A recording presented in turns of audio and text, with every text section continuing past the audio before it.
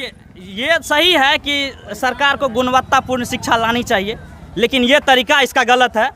ठीक है, सुनिए, गुणवत्तापूर्ण शिक्षा लाइए, आप लागू कीजिए बीपीएससी, ठीक है, लेकिन जो 4 साल से 4 बार सीटेट पास कर गया है, अब वह एक ही बार परीक्षा देता सीटेट का, बाकी बीपीएससी का तैयारी करता भाई। अच्छा, उसके लिए आप क्या कहना चाहेंगे? जो आदमी जैसे नियोजित शिक्षक है, वर्तमान में शिक्षा दे रहे हैं, सरकारी स्कूल में है, और उनके बाद उनको वो जो आकर के फिर बीपीएससी का फॉर्म भरेंगे और वो जो फाइल करके फिर आएंगे विद्यालय में पढ़ाने के लिए, तो क्या लगता है कि वो हमारे बीपीएससी फाइल टीचर हमारे बच्चा को क्या शिक्षा देंगे? आप बताइए। शिक्षा नहीं मिलेगा, कुछ नहीं देगा, क्या कोई शिक्षा नहीं दे पाएंगे। क्या कहना चाहते अगर उसमें भी जो बीपीएससी एग्जाम देते उनके लिए 7 बार है, लेकिन टीचर के लिए सिर्फ 3 बार है। क्या के लिए कोई बात नहीं है। और एक बार नहीं सुनिए, और अभी तक जो 3 बार है, तो अगर आप डीएलएड किए हैं, सीटेट किए हैं, अब 5 बार सीटेट किया, बीपीएससी का एग्जाम 3 बार दीजिएगा। अगर 3 बार में आप पास नहीं किए ना बउआ, तो सारा आपका सर्टिफिकेट चाहेगा घंटा में, समझ गए ना, कुछ नहीं उखाड़ पाइएगा, समझ गए ना। तो इसलिए इसका विरोध होना चाहिए। हम लोग इस बार नियुक्ति लेने वाले थे, लेकिन इस बार हमें एक और परीक्षा देना पड़ेगा। बहुत दुख। देखिए, बिहार जो है ना, बिहार प्रयोगशाला बन चुका है। पहले कहा गया था कि सर्टिफिकेट लाइए, शिक्षा नौकरी ले जाइए। उनके बाद हुआ कि आप डीएलएड कीजिए, फिर नौकरी लीजिए, बीएड कीजिए, नौकरी लीजिए। उनके बाद हो गया क्या कि अब कह रहा है कि बीपीएससी पास कीजिए तब नौकरी लीजिए। तो ये प्रयोगशाला जो है ना, बिहार पे ही क्यों किया जा रहा है? अन्य राज्य में भी किया, अन्य राज्य में यहाँ तक हम देखे हैं कि डायरेक्ट सीटेट क्वालिफाई किया और नौकरी हुआ, यहाँ भी चल रहा था। ये ला करके डायरेक्ट ये कर दिया। गुणवत्तापूर्ण शिक्षा का ये उल्लंघन किया है, ये तरीका गलत है इनका। एक बात और हम कहना चाहेंगे, अभी 6ठा चरण में बहाली हुआ, इस 7वां चरण में हम लोग हैं।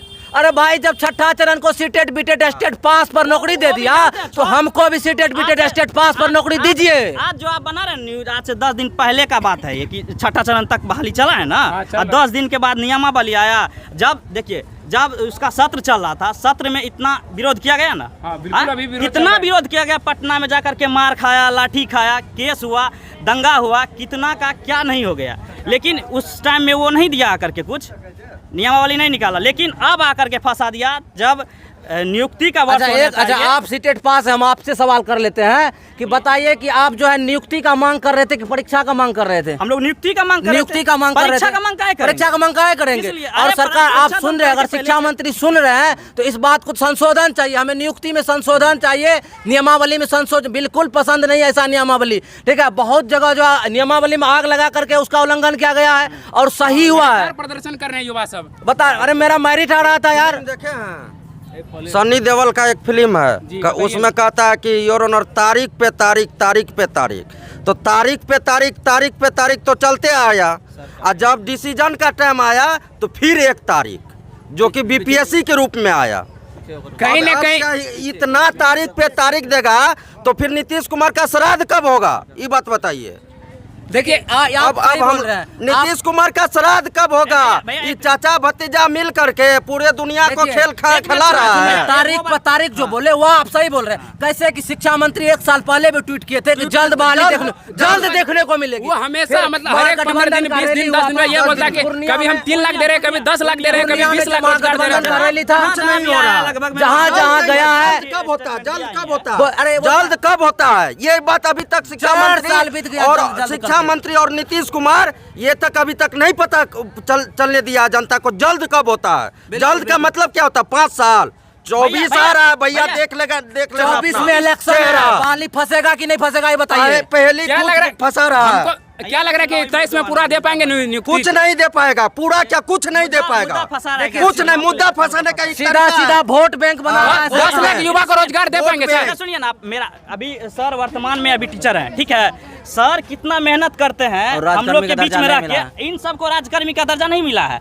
आप हम लोग को राजकर्मी का दर्जा देने चले हैं, तो इसका मतलब क्या होगा कि सर सबको एग्जाम पास करेंगे। इसका सिलेबस देखिए, अब जो भी आप जिस भी कैटेगरी से आप एग्जाम लीजिएगा उससे कोई दिक्कत नहीं है, लेकिन जो आप सर से आप काम क्या करवा रहे हैं पता है? जनगणना करवाइएगा, ठीक है, दारू वाला इलेक्शन को। में ड्यूटी करवाइएगा। लेटरिन कौन कौन रोड पे करता है वो खोजवाइएगा। और दारू कौन बच्चा कौन आप फिर से बुला कर लाओ। बीपीएससी करवाइएगा, कैसे फिर बीपीएससी उनके बाद करेगा? इनको बीपीएससी का एग्जाम घर देना से होगा। उठा के लाओ क्या इससे बीपीएससी? क्या कहना स्टेटमेंट चाहेंगे दीजिए। सर का देखिए। क्या लग रहा है सर कि आप जो घर से मतलब जैसे कि जहाँ मतलब चौराहे पे दारू पीते हैं वो भी आपके ऊपर ही कार्ड भर दिया जाता है, जहाँ मतदान होता है वहाँ भी आप लोग पे ये सब राजकर्मी दिया का जाता है। दर्जा अभी तक और नहीं उसके मिला बाद है, जो इस मतलब पर रोड क्या पे अगर कहना किसी चाहेंगे? तरह से अगर गंदगी फैल जाता है वहाँ भी आपका ही जिम्मेदारी रहता है। देखिए, सबसे पहले मैं कहना चाहूँगा नीतीश कुमार के नाम में नीति लगा हुआ है, नीति लगा हुआ है। इसका नीति जो है शिक्षक और शिक्षा के प्रति ठीक नहीं है।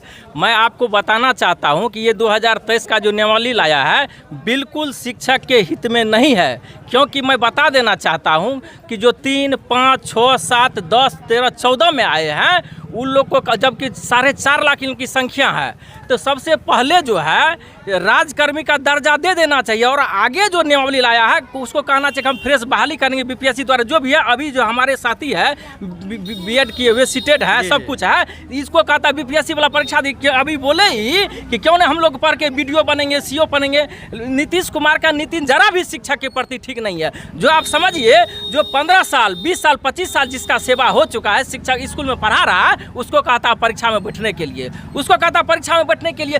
क्योंकि 3, 5 और 7 पहले तो दक्षता परीक्षा ले लिया उनसे, पहले परीक्षा लेकर के बहाली किया। सबसे दक्षता का भी खूब सुनिए, विरोध हुआ सुनिए, था। दक्षता का विरोध हुआ था। पहले इसको बहाली कर लिया, पहले तो इसका नीति गलत था, पहले बहाली कर लिया, पूरा उन लोगों से परीक्षा ले भी लिया टीचर से। उसके बाद टेट वाले से भी परीक्षा लेकर के बहाली किया है, तो उन लोगों का था पुनः परीक्षा दे। एक ही शिक्षक भर जिंदगी परीक्षा, एक ही शिक्षक भर जिंदगी परीक्षा दे, ये नीतीश कुमार का नीति ठीक नहीं है। अभी जो 3-4 साल से मतलब बीएड जो है सीटेट करके बैठा हुआ पटना में नियुक्ति पत्र के लिए वो लोग आंदोलन कर रहा है, धरना कर रहा है। उसके बाद कहता है नीतीश, जब नियुक्ति का पत्र देने का समय आया तब कहता है कि अब बीपीएससी द्वारा परीक्षा लेंगे, बीपीएससी द्वारा परीक्षा लेंगे। चूंकि आगे में जो है लोकसभा इलेक्शन है, विधानसभा इलेक्शन है, सोचता है कि इन लोगों को हम जो है लोभ में फंसा ले और उसके बाद जो है सारा वोट अपने तरफ कर ले। लेकिन बिहार के शिक्षक सीटेट पास है, शिक्षा का पहले से बहाल है, सारा चीज जान रहा है। उनका जो राजनीतिक लोभ है, लोभ प्रधानमंत्री बनने के लिए चले हैं, लेकिन उनका नीति ठीक नहीं है। कहता है नालंदा विश्वविद्यालय बनाएंगे, पूरा बिहार का गौरवशाली बनाएंगे, लेकिन शिक्षा व्यवस्था जो है वो चौपट कर रहा है। अभी 4.5 लाख नियोजित शिक्षक पूरे बिहार में, उसको राजकर्मी का दर्जा नहीं मिल रहा है। पूरे बिहार जो है सड़क से लेकर सदन तक आंदोलन करने के लिए चाह रहा है। वर्तमान जो शिक्षा मंत्री है, ये कई बार हम लोग पटना में आंदोलन किए हैं, वो हम लोगों के मंच पर आया था और कहा था कि हमारी महागठबंधन की सरकार बनेगी तो हम जो है सबसे पहले नियोजित शिक्षक को मतलब जो पहली कैबिनेट में राजकर्मी का दर्जा देंगे, पेंशन देंगे, सारी सुख सुविधा देंगे। लेकिन वही महागठबंधन की सरकार बनी है। अगर नीतीश कुमार शिक्षा मंत्री को फ्रेश डिसीजन नहीं लेने के लिए दे रहे हैं तो उसको नैतिक जिम्मेदारी शिक्षा मंत्री को लेकर के जो है इस्तीफा दे देना चाहिए। अगर नीतीश कुमार सभी विभाग का जिम्मेदारी लेंगे तो शिक्षा मंत्री किस चीज का है? ये नियमावली जो है शिक्षक हित में है ही नहीं। क्या लगता है कि नियमावली चेंज हो पाएगा? आप पूरे बिहार का नियोजित शिक्षक जो है ऐलान कर दिया है। आज प्रखंड में था, 16 तारीख को जिला में है, 19 तारीख को पटना में कार्यक्रम है। पूरे बिहार के नियोजित शिक्षक अब जो है हड़ताल पर। जनगणना जो कार्यक्रम चल रहा है 15 तारीख से, इसका पूरा बहिष्कार होगा। पूरा बहिष्कार जगह से लिख करके दिया जा रहा, पूरा बहिष्कार होने। राज्य सरकार का एक भी काम नहीं, यदि राजकर्मी नहीं तो राज्य का एक भी काम नहीं होगा, काम नहीं होगा। इसीलिए जो है हम लोग जनगणना का और पूरे राज्य का पूरा बहिष्कार करते हैं। जब तक नियोजित शिक्षक को राजकर्मी का दर्जा नहीं मिलेगा, पेंशन नहीं मिलेगा, ग्रेच्युटी नहीं मिलेगा, तब तक हम लोगों का आंदोलन जारी रहेगा। और प्रत्येक विद्यालय में जनगणना कार्य का बहिष्कार होगा और पूरे बिहार के सभी स्कूल में तालाबंदी होगा। तो हमारा नारा यहाँ पर क्या है कि नियमावली वापस लो, नियुक्ति पत्र दो। क्या सर? सर सब एक साथ सही बात है। नियमावली वापस लो, नियुक्ति पत्र दो। जब तक नियुक्ति पत्र नहीं दिया जाएगा, नियोजित शिक्षक को राजकर्मी का दर्जा नहीं दिया जाएगा, पेंशन नहीं दिया जाएगा, तब तक पूरे बिहार के स्कूल में तालाबंदी होगा और जनगणना का 100% बहिष्कार होगा।